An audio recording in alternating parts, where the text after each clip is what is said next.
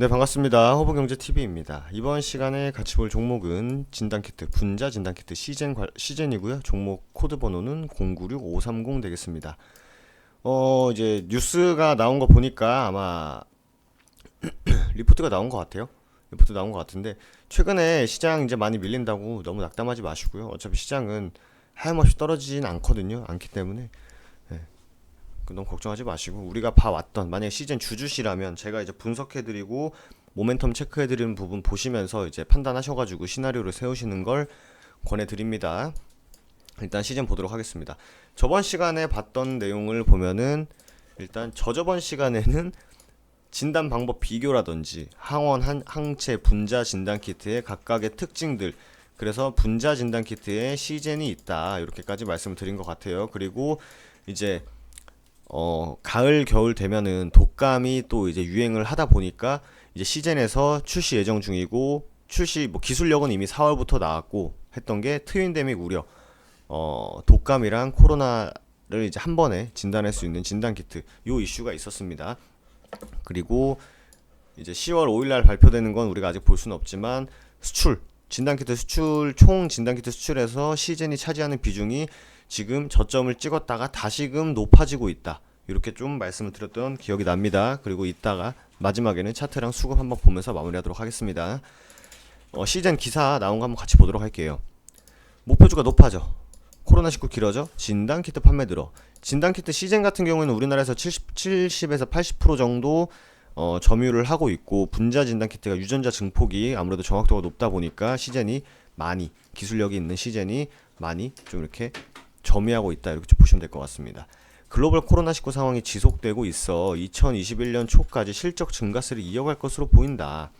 이제 시젠은 이제 소위 말하는 잡주가 아니죠. 이제는 명확하게 시총이 꽤 크고 지수를 이제 연동해서 움직일 수 있을 만큼 무게감이 있는 종목이기 때문에 기관 외국인들의 수급이라든지 실적 체크를 꾸준히 하는 습관이 필요합니다.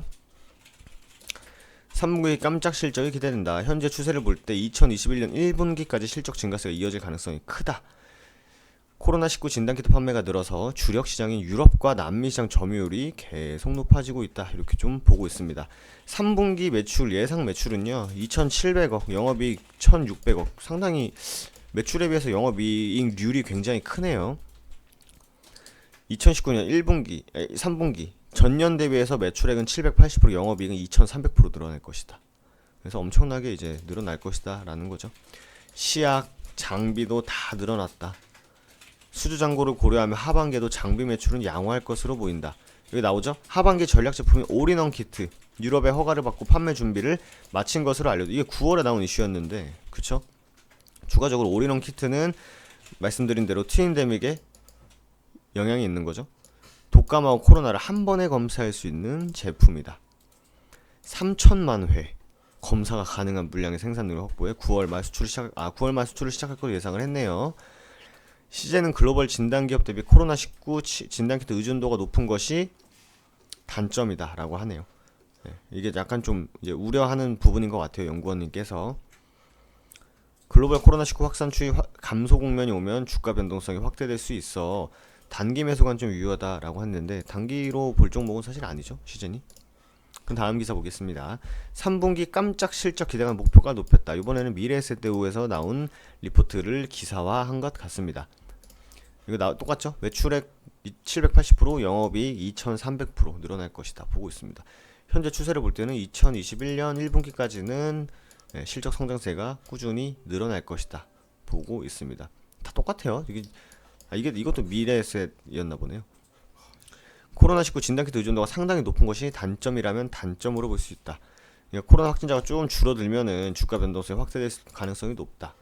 단기적으로 하방 위험은 크지 않아 보이지만 적국 매수 관점보다 트레이딩 관점이 유효하다. 이제 본인들 빠져나갈 구멍 만들어 놓는 거죠. 빠지면은 내가 뭐라 했냐, 트레이딩 관점이라고 하지 않았냐, 이렇게 하는 건데, 시즌 같은 경우에는 그럼 뭐 트레이딩 관점도 물론 트레이딩 하시는 분들 뭐 거래대금 빵빵하고 주가 탄탄하니까 트레이딩 하시는 분들도 물론 있겠습니다만, 그거는 뭐 시젠을 여기서 그냥 막 이렇게 공략하시는 분들한테 해당하는 상황이고, 이미 가치주로서 예전에 시즌이 상당히 유명했던 종목이기 때문에 지금 뭐 바닥부터 끌고 와서 이렇게 갖고 계신 분들도 물론 있을 거고 아니신 분들도 있겠지만, 시젠은 일단은 내년 1분기까지는 실적 성장세가 지속될 것이다 라는 전망이 조금 더 우세하다, 이렇게 말씀드릴 수 있을 것 같습니다.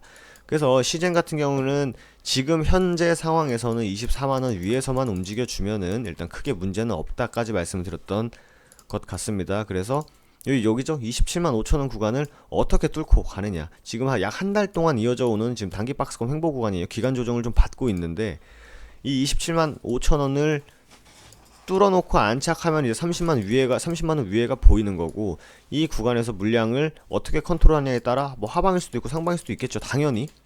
근데 뭐 실적은 좋아질 것이고, 전년 대비 3분기 역시 영업이익 780, 매출액 780%, 영업이익 2300%가 나오지만 이럴 때 시장을 이길 수는 없죠.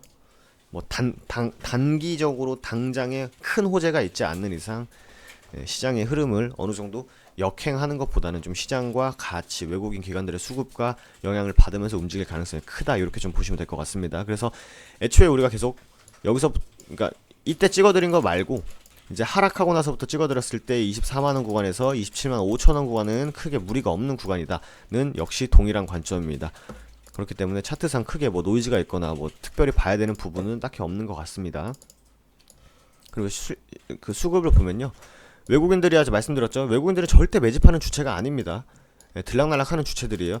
다만 이제 수급의 연속성을 보기 위해서는 누굴 봐야 된다? 이제 기관 투자자들을 봐야 되는데, 뭐 하루 이틀 빠져나가는 구멍들은 있어요. 최근에 지금 7거래일 연속 시장이 음봉 마감이거든요.